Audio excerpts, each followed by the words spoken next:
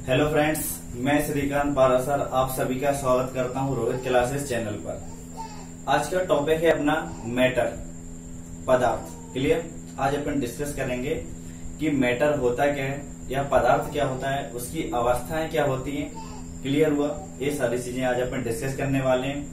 पिछली क्लासेस में पूरा का पूरा पीरियोडिक टेबल क्लियर अपन साफ पढ़ चुके हैं और अम्ल अपन ने पढ़ लिया है, क्षार पढ़ लिया है, सॉल्ट या लवण क्या होते हैं, ये सारी चीजें अपन डिस्कस कर चुके हैं। तो आज का टॉपिक है पदार्थ, उसके बारे में डिस्कस करते हैं।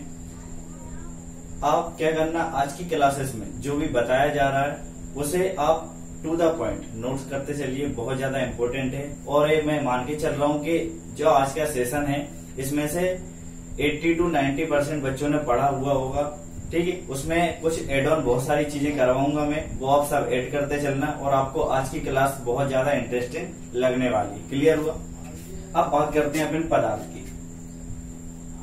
मैटर होता क्या है या पदार्थ क्या होता है, सबसे पहले इसकी डेफिनेशन देखते हैं। डेफिनेशन की बात करें तो ब्रह्मांड में, अपना जो भी यूनिवर्स है, ब्रह्मांड में समस्त जितने भी क्या है, बात करें वस्तुएं। क्लियर। अब बात कर रहे हैं अपन पदार्थ की, तो ब्रह्मांड में समस्त वस्तुएं वो क्या कहलाती हैं, पदार्थ कहलाती हैं। सबसे बिल्कुल सिंपल इजी में, बिल्कुल इजी लैंग्वेज में डेफिनेशन बताइए कि पदार्थ क्या होता है।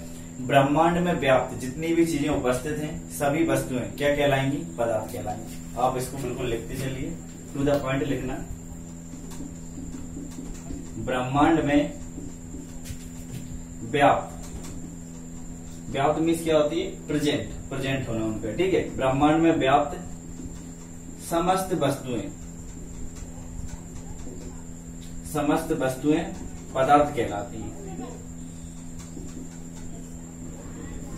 क्लियर। बिल्कुल सिंपल इजी लैंग्वेज में कि पदार्थ होता क्या है, तो ब्रह्मांड में व्याप्त समस्त वस्तुएं पदार्थ कहलाती हैं। यहां तक चीज क्लियर हुई। अब बात करते हैं कि पदार्थ के बारे में और किसी ने अपनी क्या राय दी है। ठीक है, तो एक महान वैज्ञानिक थे महर्षि कणाद, इनका नाम सुना होगा आप सभी ने, महर्षि कणाद।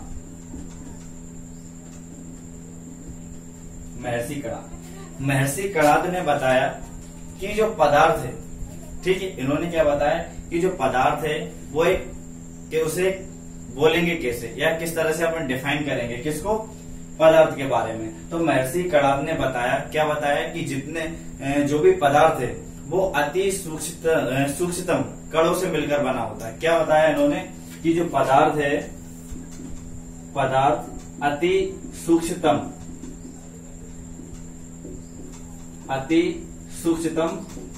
कणों से मिलकर बनता है,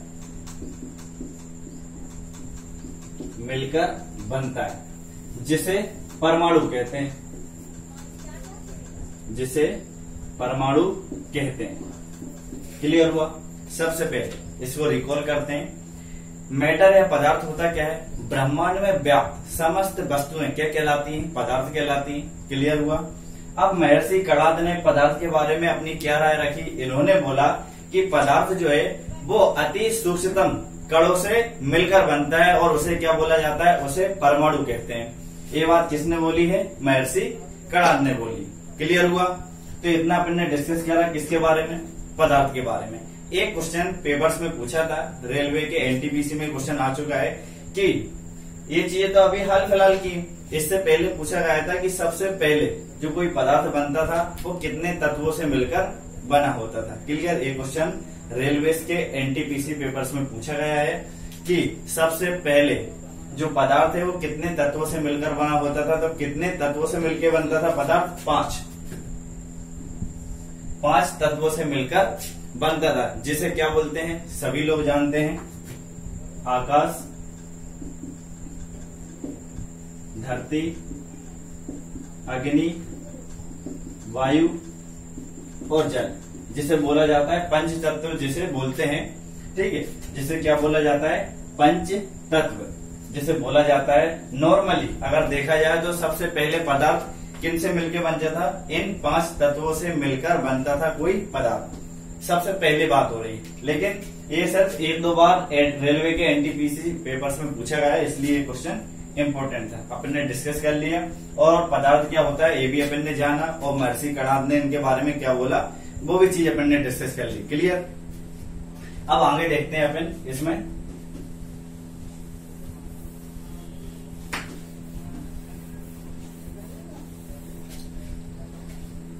अब पदार्थ को अपन समझेंगे 3 गुण धर्म के आधार पर। कोई भी पदार्थ है उसको अपन 3 गुण धर्म के आधार पर समझेंगे कि उसको अपन किस तरह से अलग अलग कैटेगरी में डिफाइन करेंगे कि वो सॉलिड है, लिक्विड है या गैस है। क्लियर। तो उससे पहले जो 3 गुण धर्म अपन समझने वाले हैं उन्हें बहुत अच्छे से समझ लेते हैं। सबसे पहला आप लिखना, टॉपिक डाल के लिखना कि पदार्थ के गुण धर्म। क्लियर। उसमें पहला गुण धर्म अपन देख रहे हैं, इसे डिस्कस करने वाले हैं, जिसको बोलेंगे रिक्त स्थान। रिक्त स्थान, रिक्त स्थान। क्लियर हुआ। बस आप समझते चलना, बहुत सिंपल। आज का जो टॉपिक है बहुत सिंपल है, आप बस एक बार अच्छे से इसको समझ लीजिए। क्लियर। सबसे पहला गुणधर्म अपन देख रहे हैं जिसको बोला जाता है रिक्त स्थान। क्लियर हुआ। अब रिक्त स्थान को अपन किस तरह से क्लासिफाई करेंगे समझते। देखो, ब्रह्मांड में जितनी भी वस्तुएं हैं उनके बीच कुछ ना कुछ स्पेस होगा, खाली स्थान, मध्य। जैसे कि आप बात करें ये बोटी क्यों ना है, ठीक है।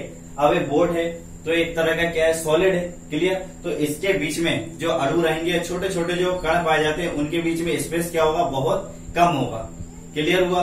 और अगर आप बात करें थोड़ा सा और कोई सा मेटल ले लेते हैं तो उसमें क्या रहेगा, मेटल लो, नॉन मेटल, कुछ भी आप पदार्थ लेते हो तो अलग अलग रहेंगे। जैसे कि सॉलिड में जो कण रहेंगे वो पास पास रहेंगे। लिक्विड की बात करोगे तो उसके बीच में स्पेस जो रहेगा वो थोड़ा दूर दूर रहेगा। क्लियर। और गैसेस की बात करो तो बहुत ज्यादा दूर दूर पाए जाएंगे। जिस तरह से आप इस हिसाब से समझिए, एक अपन ने कुछ भी कंटेनर ले लिया। क्लियर हुआ। अब इसमें अपन सबसे पहले ठोस को देख लेते हैं। क्लियर। सॉलिड को देख लेते हैं और यहाँ पे गैस लिक्विड को देख लेते हैं, द्रव और एक गैस। क्लियर। देखा। अब रिक्त स्थान की बात हुई ना, तो देखो रिक्त स्थान में कैसे, मान लो एक अणु ये रखा हुआ है, उसके बाद दूसरा अणु है, मतलब इनके बीच में क्या है, जो ब्लैंक स्पेस है वो कम है। अपन ने कंटेनर लिया, उसमें कुछ भी कंपाउंड ले रहे हैं जिसको अपन को सॉलिड बनाना है। क्लियर। ठोस की बात हो रही है अभी, तो इसमें अपन ने देखिए तो इसमें क्या है कि उनके बीच में जो स्पेस है वो कम है, बहुत कम है। ठीक है।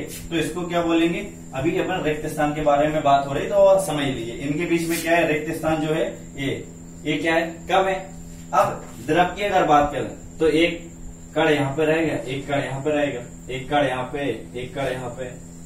देखो समझने की कोशिश करना। तो इसमें क्या है, इसमें स्पेस ज्यादा है। तो सॉलिड में जो 2 कण रहेंगे उनके बीच में स्पेस क्या रहेगा, कम रहेगा। जबकि द्रव या लिक्विड की बात रहेगी तो ठोस के कंपैरिजन में थोड़ा स्पेस ज्यादा रहेगा। सेम अगर अपन गैसेस की बात करें तो एक अणु यहाँ पे, एक यहाँ पे, एक यहाँ है। क्लियर। तो इसमें स्पेस क्या हुआ, कणों के बीच में और ज्यादा होगा। क्लियर हुई ये बात। तो अपन गुण धर्म के बारे में डिसाइड कर रहे हैं, तो इसमें पहला अपन ने लिया रिक्त स्थान। स्पेस के बारे में बात कर रहे हैं तो सॉलिड में स्पेस क्या है, बहुत कम है।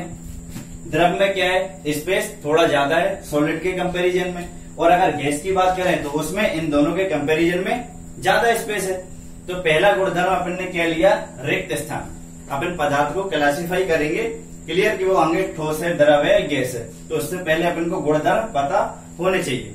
पहली चीज क्लियर हुई। अब सेकंड पॉइंट लेते हैं अपन इसमें, अंतरा आणविक आकर्षण बल। क्लियर। अंतरा आणविक आकर्षण बल, सेकंड पॉइंट इसमें। सेकंड गुणधर्म अपन ने क्या लिया है, अंतरा आणविक आकर्षण बल। इंग्लिश में क्या बोलेंगे इसको, intramolecular attraction force. Clear हुआ।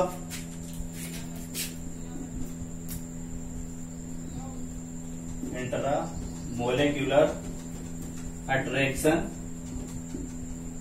फोर्स। क्लियर। सेकेंड गुणधर्म इसकी बात करते हैं अपन। इंट्रा मोलिकुलर अट्रैक्शन फोर्स है अंतरा आणविक आकर्षण बल। क्लियर। पहले गुणधर्म में अपन ने समझा रिक्त स्थान के बारे में। क्लियर। अब देखो सेकंड पॉइंट सेम उसी पे बेस्ड है, आप इसको समझने की कोशिश करना। सॉलिड की बात कर रहे हैं, तीन अवस्थाएं देखो, सॉलिड, लिक्विड और गैस। अपन इसमें समझेंगे सेकंड वाला गुणधर्म, इंट्रामोलिकुलर आकर्षण बल। अगर यहाँ पे दोनों के बीच में स्पेस कम है, दो कणों के बीच में स्पेस कम है, तो उनके बीच इंट्रामोलिकुलर फोर्स क्या होगा, ये आप बताइए क्या होगा उन दोनों के बीच में। यहाँ पे अगर दो कण ले रखे हैं अपन ने, ठीक है, दो कण ले रखे हैं और दो कण के बीच में स्पेस कम है, तो उनके बीच में इंट्रामोलिकुलर फोर्स कैसा होगा, उनके बीच में इंट्रामोलिकुलर फोर्स कैसा होगा। देखो जितना कम स्पेस होगा, जितना कम स्पेस होगा उतना ही इंट्रामोलिकुलर फोर्स क्या होगा, ज्यादा होगा। ये बात क्लियर हुई। मतलब कि अगर दो कण है, दो कण के बीच में स्पेस कम है, मतलब कि वो एक दूसरे को बांध के रखने की उनमें शक्ति ज्यादा है। तो यहाँ पे समझो इंट्रामोलिकुलर आकर्षण बल, यहाँ पर दो कणों के बीच में क्या है, स्पेस कम है, इसका मतलब इनके बीच में आकर्षण बल क्या है, ज्यादा है। सेम अपन अब जब लिक्विड में पहुंचेंगे, द्रव में, तो इन दो कणों के बीच में स्पेस थोड़ा सा ज्यादा है, किसके कंपैरिजन में, सॉलिड के कंपैरिजन में। तो यहाँ पे आकर्षण बल क्या होगा, इसके कंपैरिजन में थोड़ा कम होगा। सेम अगर अपन गैस में जाएंगे तो यहाँ पे दो कणों के बीच में रिक्त स्थान बहुत ज्यादा है, तो वहां पे इंट्रामोलिकुलर जो फोर्स है, अट्रैक्शन फोर्स है, वो क्या होगा, कम होगा। मतलब कि अट्रैक्शन क्या होता है, एक दूसरे को आप आकर्षित करना, अट्रैक्ट कर रहे हो। क्लियर। तो यहाँ पे दो जो कोई कण है, अगर वो पास पास है तो वो एक दूसरे को ज्यादा अट्रैक्ट करेंगे। तो यहाँ पे फोर्सेस क्या होंगे, अंतरा आणविक आकर्षण बल ज्यादा होगा, इसमें थोड़ा कम होगा इसके कंपैरिजन में, और इसमें उससे भी कम होगा इन दोनों के कंपैरिजन में। ये चीज क्लियर हुई। मतलब कि रिक्त स्थान के अकॉर्डिंग आपने समझा। देखो गुणधर्म की बात कर रहे हैं, पहला रिक्त स्थान क्लियर हुआ और दूसरा अंतरा आणविक आकर्षण बल समझ में आ गए। स्पेस अगर कम है तो उसमें अंतरा आणविक आकर्षण बल क्या होगा, ज्यादा होगा। जितना स्पेस बढ़ता जाएगा तो आकर्षण बल क्या होगा, उतना ही कम होता जाएगा। मतलब यहाँ पे अगर दो है तो ज्यादा फोर्स लग रहा है, अगर वो धीरे धीरे यहाँ पे पहुंच गया दो कण, तो उसमें क्या हो जाएगा, जो इंट्रामोलिकुलर अट्रैक्शन फोर्स है वो कम हो जाएगा। ये चीज क्लियर हुई। अब थर्ड की बात करते हैं।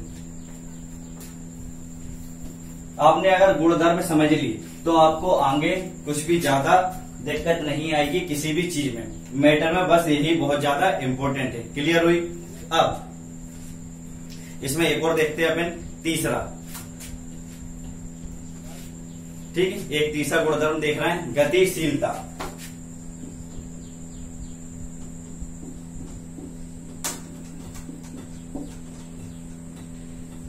गतिशीलता किसके बारे में बात हो रही है, अब यहाँ पे अपन गतिशीलता के बारे में बात कर रहे हैं। तीसरा गुणधर्म है। क्लियर। अपन ने देखा गुणधर्म तीन पढ़ेंगे अपन।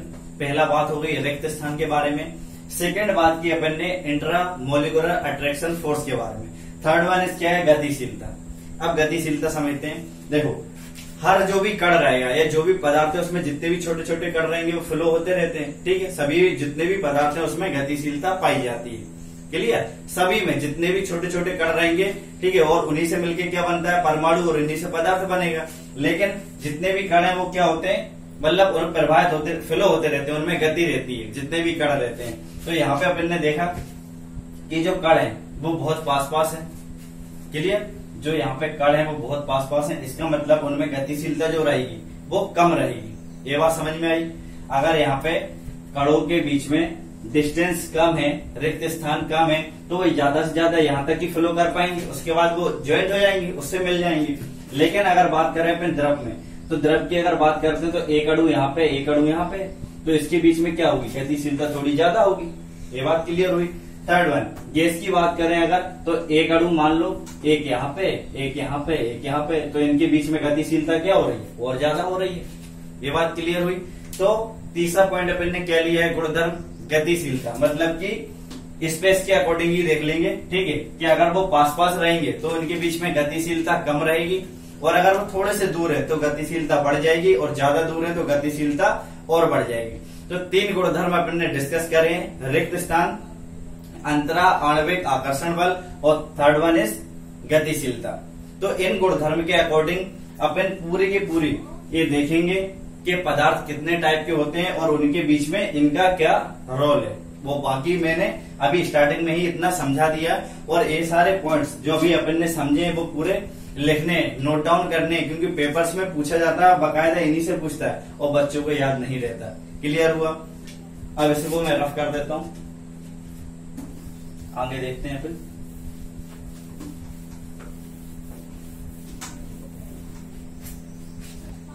अब पदार्थ की अवस्थाओं के बारे में बात करते हैं। किसके बारे में? पदार्थ की अवस्थाएं।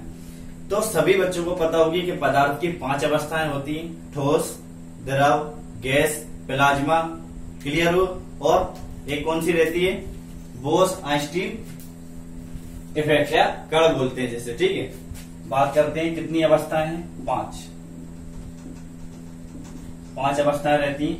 आप टॉपिक लिखना, पदार्थ की अवस्थाएं, और 5 अवस्थाएं रहती हैं। पहला ठोस, दूसरा द्रव, third one is gas, fourth क्या होता है? प्लाज्मा इफेक्ट, और फिफ्थ रहती है बोस-आइंस्टीन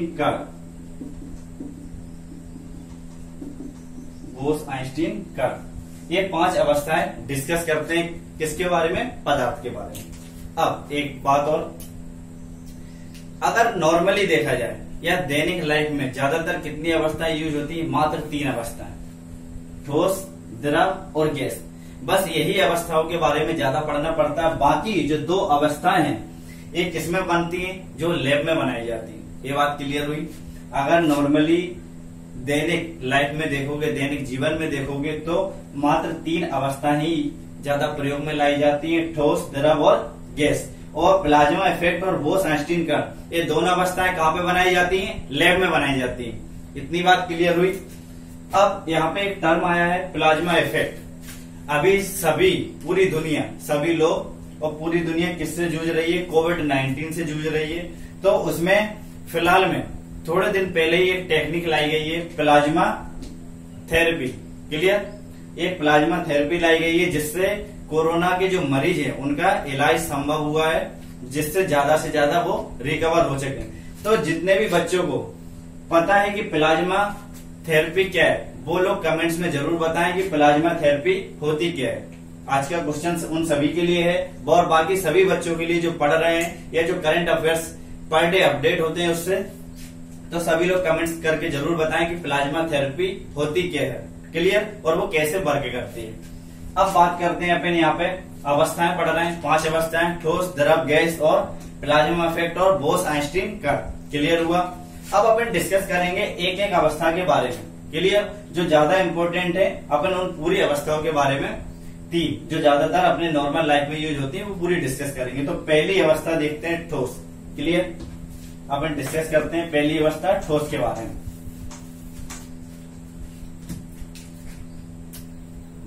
ठोस क्या बोलेंगे? सॉलिड। इसके बारे में डिस्कस करते हैं। मैं इसके बारे में आपको पॉइंट्स बताते चल रहा हूं और आपको सारे के सारे पॉइंट्स नोट डाउन करने। क्लियर? सबसे पहले ठोस की बात हो रही है, तो अपन कैसे बोलेंगे कि ठोस अवस्था है? देखो, ठोस अवस्था में एक बात और समझ लीजिए।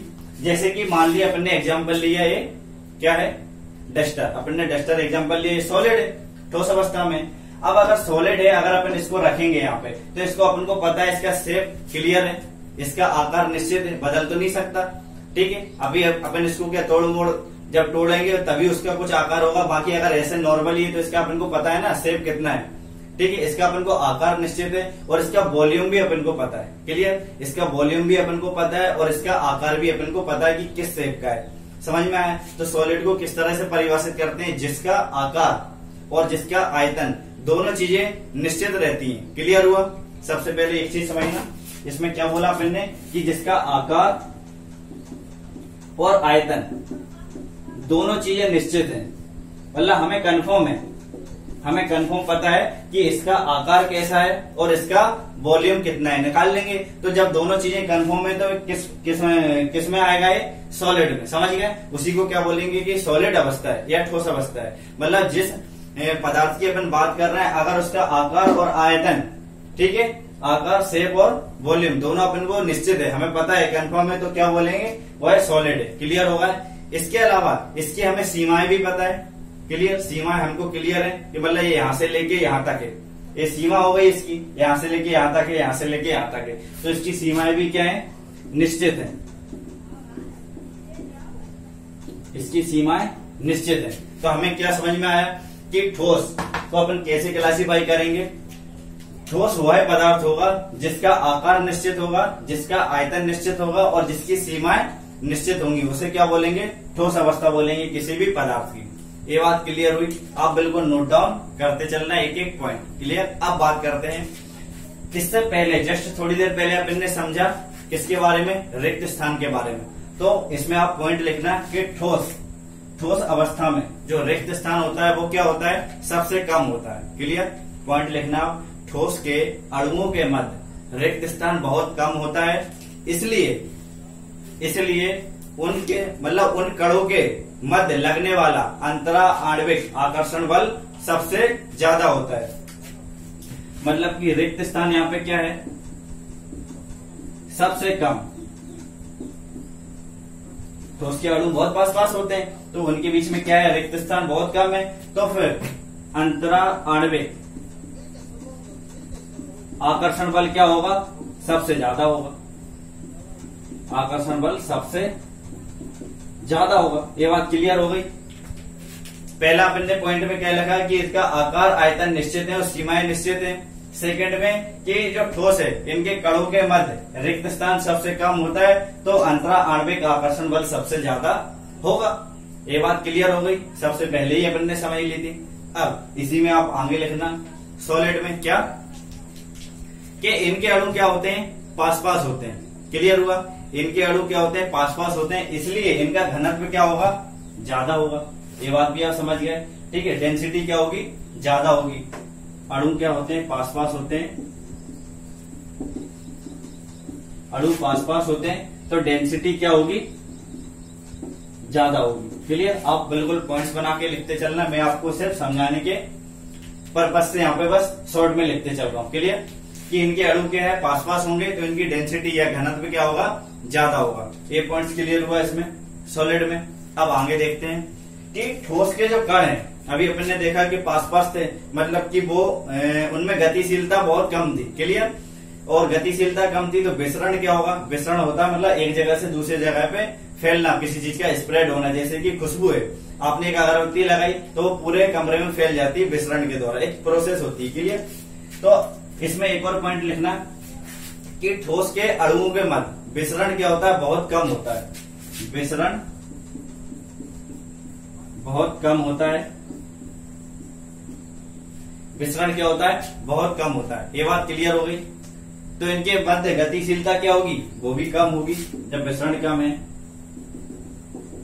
गतिशीलता भी कम होगी, ये बात भी क्लियर होगा। और इतना क्लियर होगा, यहां तक हुआ कंप्लीट। और इनके जो पदार्थ हैं, जो भी पदार्थ रहेंगे सॉलिड फॉर्म में, वो क्या है, एक दूसरे से मिल नहीं पाते। क्लियर होगा, जैसे कि अभी अपन ने यहाँ पे देखा था, वो क्या रहते हैं, सॉलिड रहते हैं। ठीक है, तो अगर एक पदार्थ इसका बना दिया गया और दूसरा अगर अलग ठोस से बनाया गया तो दोनों पदार्थ मिल नहीं पाएंगे। क्लियर, जबकि गैसेस क्या होती हैं, गैसेस मिल सकती हैं। एक गैस है, अपने दूसरे गैस को उसमें मिक्स करोगे तो मिल जाएगी। ठीक है, लेकिन इसमें सॉलिड में ऐसा नहीं होता। मान लो अपन ने कुछ मेटल लिया, उसका एक का डस्टर बना दिया और सेकंड का हो सकता है अपन ने पेन बना दिया, दोनों का अपन मिलाएंगे तो ये मिल सकती है क्या, नहीं, ये दोनों चीजें क्या है, अलग अलग है। क्लियर, तो सेम सॉलिड में ये चीज समझ में आ गई कि इनका बना हुआ पदार्थ क्या है, आपस में मिल नहीं सकता। क्लियर, ये सभी पॉइंट्स अपन ने किसके बारे में डिस्कस कर रहे हैं, सॉलिड अवस्था के बारे में। क्लियर हो गई। अभी अपन ने समझा सॉलिड होता क्या है, मतलब वह पदार्थ जिसका आकार निश्चित हो, आयतन निश्चित हो और हमें सीमाएं भी निश्चित हो कि कहां से कहां तक वेरी कर रहा है। लेकिन इसके अलावा अपन ने सबसे पहले समझा कि उनके बीच में क्या होता है, इनके अणुओं के बीच में रिक्त स्थान बहुत कम होता है, तो उनके बीच में फोर्सेस क्या होगा, ज्यादा लगेगा और वो फ्लो गतिशीलता भी कम रहेगी। क्लियर, और पास पास रहते हैं तो डेंसिटी क्या होगी, ज्यादा रहती है उसमें, और विसरण भी कम होगा और गतिशीलता भी कम होगी। ये चीज किसके बारे में है, सॉलिड या ठोस के बारे में। अब नेक्स्ट अपन देखते हैं, नेक्स्ट अवस्था क्या पढ़ते हैं, द्रव, लिक्विड डिस्कस करते हैं अपन।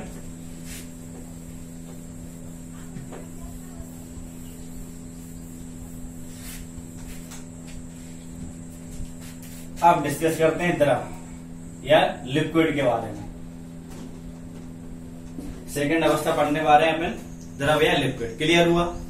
अब बात करें लिक्विड की, तो अपन किस प्रकार बताएंगे कि ये द्रव है। देखो जैसे तरह है, इसमें क्या है, द्रव में कोई सा भी पदार्थ अपन ने द्रव लिया, ठीक, पदार्थ है, कोई सा भी पदार्थ है, तो इसमें क्या होगा कि इसका जो आकार रहेगा वो कैसा है, अनिश्चित।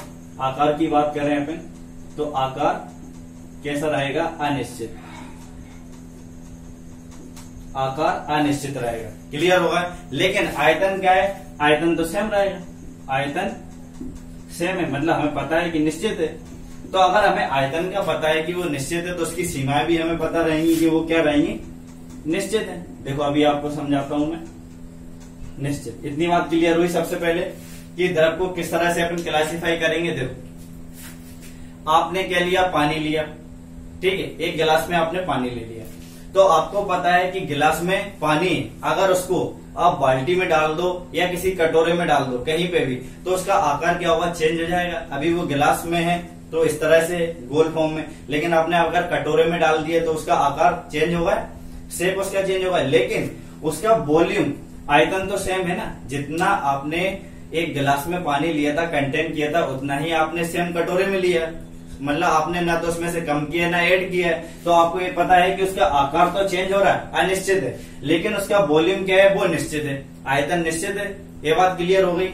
सेम आपको सीमाएं भी निश्चित हो जाएंगी। जैसे कि आपने गिलास में लिया था, इस तरह का कंपाउंड है कुछ, ठीक है, गिलास में आपने लिया, इस तरह का कंटेंट कर रखा है, और आपने बाद में उसको कटोरे में डाल दिया, ठीक है, आपने उसको वाटर को इसमें कटोरे में डाल दिया, यहाँ पे गिलास में था, तो सीमाएं तो निश्चित हो गई ना। मतलब यहाँ पे वो गिलास के अंदर था, यहाँ पे कटोरे के अंदर है। आपको पता है कि वो वाटर इतना है और यहाँ पे इतना है, आपको सीमाएं भी पता है, और यहाँ पे आपका आकार बस चेंज हो रहा है। यहाँ पे वो इसमें गोल में था और यहाँ पे वो फ्लैट में आ गया। क्लियर। लेकिन है तो उतना ही, यहाँ पे भी आयतन क्या है, सेम है, मतलब जितना वाटर यहाँ पे उतना ही वाटर यहाँ पे।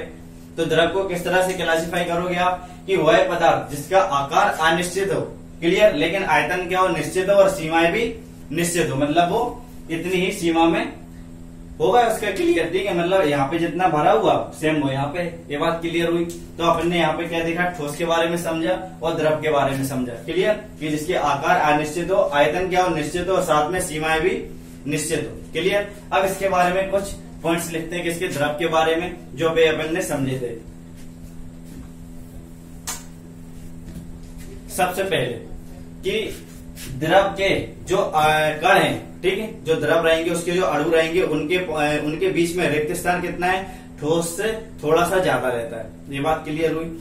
आप पॉइंट्स बना के लिखते चलना कि रिक्त स्थान क्या है इसमें, ठोस के जो कण रहते हैं, अणु रहते हैं, उससे थोड़ा ज्यादा रहता है किसमें, द्रव में। ये बात क्लियर हो गई। जब उसमें थोड़ा सा ज्यादा रिक्त स्थान है तो उनके कणों के मध्य लगने वाला जो अंतरा आणविक आकर्षण बल है वो भी क्या रहेगा, थोड़ा सा कम रहेगा, किसके कंपैरिजन में, ठोस के कंपैरिजन में। ये चीज क्लियर हो गई। आप बिल्कुल पॉइंट्स बना के लिखते चलना इसमें कि रिक्त स्थान क्या है, रिक्त स्थान ठोस से थोड़ा ज्यादा है, ठोस से ज्यादा, तो इंट्रा मोलिकुलर अट्रैक्शन फोर्स ये क्या होगा, थोड़ा सा कम होगा ठोस के कंपैरिजन में। ये चीज क्लियर हो गई। अब बात करते हैं इनके कणों के बीच गतिशीलता के बारे में। तो जब इनके जो कण है वो थोड़े से दूर दूर है तो गतिशीलता भी क्या होगी, ठोस से थोड़ी ज्यादा होगी। गतिशीलता ठोस से ज्यादा, गतिशीलता ठोस से ज्यादा है। जब गतिशीलता ठोस से थोड़ी ज्यादा है तो इनके बीच में क्या होगा, विसरण भी थोड़ा सा ज्यादा रहेगा, विसरण ठोस से ज्यादा रहेगा। इतनी बातें क्लियर हो गई यहां तक, क्लियर हुआ। अब जैसे कि लिक्विड है, एक चीज और समझते हैं, जैसे कि अगर सॉलिड है, सॉलिड को अगर आप दबाओगे, सॉलिड को अगर आप कंप्रेस करोगे, दबाओगे तो वो नहीं दबेगा। लेकिन अगर कोई लिक्विड है तो लिक्विड को जब आप दबाओगे तो थोड़ा सा कंप्रेस हो जाएगा वो, और गैस को क्या कर सकते हो आप, बहुत ज्यादा कंप्रेस कर सकते हो, मतलब कि थोड़ी सी जगह में आप बहुत सारी गैस फिल कर सकते हो। क्लियर, दबा दबा के, कंप्रेस्ड कर करके। जबकि सॉलिड क्या होते हैं, सॉलिड में संपीड़न नहीं होता। कंप्रेस्ड को क्या बोला जाता है, जो अपन दबाते हैं, संपीड़न, जो क्रिया रहती है वो सॉलिड में नहीं होती, क्योंकि वो दबते नहीं है, मतलब बहुत कम होती है, रेयरली। क्लियर। और लिक्विड में क्या होगी, ठोस से थोड़ी सी ज्यादा होती है, जो उसको दबाने की प्रोसेस, संपीड़ित। ठीक है, तो इसमें लिख लेना किसी पदार्थ को अगर आप संपीड़ित करते हो, संपीड़ित, ठोस से थोड़ी सी ज्यादा रहेगी, ठोस से ज्यादा, और ठोस में तो बिल्कुल ना के बराबर रहती है, क्योंकि आप ठोस को ज्यादा दबा नहीं सकते, लेकिन आप गैसेस को कंप्रेस कर सकते हो, भर सकते हो। ये चीज क्लियर हो गई। तो ये सारे पॉइंट्स किसके बारे में, द्रव के बारे में, क्लियर। और विसरण भी अपन ने समझ लिया। अब बात करते हैं अपन तीसरी, इसकी जो फॉर्म है, तीसरी अवस्था है गैस।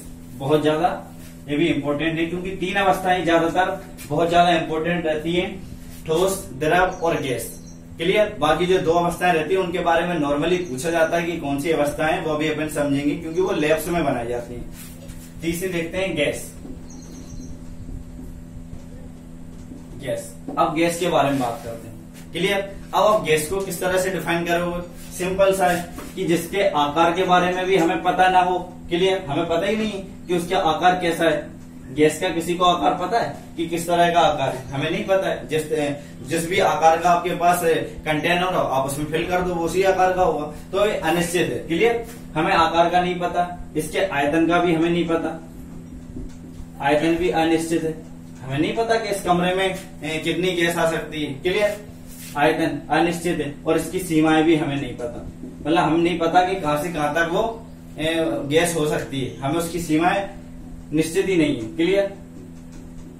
तो ये तीनों चीजें हुई, मतलब कि ना हमें आकार के बारे में पता है कि वो निश्चित है, अनिश्चित है, क्लियर, और आयतन भी अनिश्चित है और सीमाएं भी अनिश्चित है। किसके बारे में, गैस के बारे में बात करते हैं अपन, तो क्लियर हो गई। अब ये चीज अपन ने पहले ही बहुत थोड़ा सा अभी पहले समझा है कि अगर ठोस के अणु पास पास हैं, क्लियर, तो वही सेम प्रोसेस यहाँ पे आएगी कि इसके जो अणु रहते हैं, अणुओं के मध्य रिक्त स्थान क्या होता है, बहुत ज्यादा होता है। गैस के अणुओं के मध्य क्या होता है कि रिक्त स्थान बहुत ज्यादा होता है, तो अंतरा आणविक आकर्षण बल क्या होगा, सबसे कम होगा। अगर स्पेस सबसे ज्यादा है तो बल क्या लगेगा, उनके बीच में अट्रैक्शन होगा ही नहीं, बहुत कम होगा, नेग्लिजिबल। तो इसमें क्या लिखना कि रिक्त स्थान सबसे ज्यादा,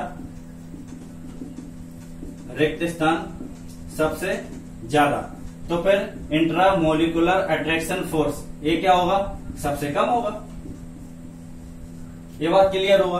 अब जब इनके अणु दूर दूर है, रिक्त स्थान ज्यादा है, तो गतिशीलता क्या होगी, वो भी ज्यादा होगी, गतिशीलता क्या होगी, ज्यादा होगी। ये बात क्लियर हो गई।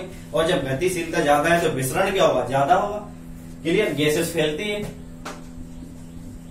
विसरण क्या है, विसरण भी ज्यादा होगा। ये चीज समझ में आ गई, विसरण क्या होगा, ज्यादा होगा। और गैस को आप क्या कर सकते हो, कंप्रेस्ड कर सकते हो, तो संपीड़ित क्षमता जो है वो भी ज्यादा होगी, संपीड़ित क्षमता ये भी क्या होगी, सबसे ज्यादा होगी। ये बातें क्लियर हो गई, सारे पॉइंट्स समझ में आ गए अपन को कि ठोस होता क्या है, द्रव होता क्या है। अगर में समझे, रिक्त स्थान, अंतरा आणविक आकर्षण बल और गतिशीलता, इसके आधार पे अपन ने तीनों चीजें क्या करी है, डिस्कस करी है कि ठोस क्या होता है, द्रव क्या होता है, गैस क्या होता है। ये बातें क्लियर हुई। अब अपन इसमें आगे देखते हैं इसके बारे में क्या, दो जो अवस्थाएं बची हैं, जिसको क्या बोला जाता है, प्लाज्मा इफेक्ट और बोस-आइंस्टीन कण, वो दोनों की दोनों किसमें बनाई जाती है, लैब में बनाई जाती है। इतना ही क्लियर हुआ, और उनके बारे में इतना ही पूछा जाता है। नॉर्मली क्या क्वेश्चन आता है कि पदार्थ की कितनी अवस्थाएं होती है, तो कितनी अवस्थाएं होती है, 5, ठोस, द्रव, गैस। ये बात क्लियर हो गई। और प्लाज्मा इफेक्ट और बोस-आइंस्टीन कण, क्लियर। अब उसके बारे में जो मेन जो अपन क्वेश्चन जहां से बार बार पूछा जाता है, वो किससे पूछता है, इस वाले कंटेंट से, कि उसके बीच में क्या क्या हो रहा है। वो अपन ने सारी चीजें डिस्कस कर ली है, आपका एक भी क्वेश्चन गलत नहीं होगा। ये बात क्लियर हुआ। अब देखते हैं इम्पोर्टेंट, इसके बाद क्या इम्पोर्टेंट है कि अवस्थाओं में परिवर्तन कैसे होता है, मतलब कि ठोस द्रव में किस तरह से बदल रही है, द्रव गैस में कैसे बदल रही है, या फिर अपन गैस को वापस किस तरह से द्रव में बदलेंगे और द्रव को ठोस में किस तरह से कन्वर्ट करेंगे। अपन देखते हैं, आगे डिस्कस करते हैं इसको।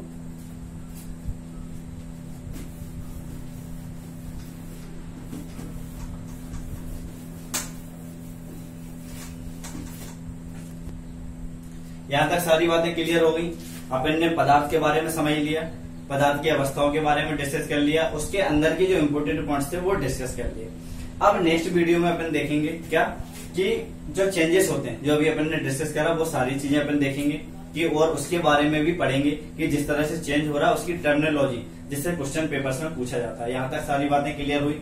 आज का क्वेश्चन जो क्लास में पूछा गया था कौन सा, कि प्लाज्मा थ्योरी कोरोना से रिलेटेड जो थी, क्लियर, उसके बारे में कमेंट्स करके जरूर बताइए। और आपको वीडियोस और हमारा जो कंटेंट जो हम पढ़ा रहे हैं वो अच्छा लग रहा हो, क्लियर, तो आप उसे वीडियो को लाइक करें, शेयर करें, सब्सक्राइब करें और कमेंट्स जरूर करें। Thank you.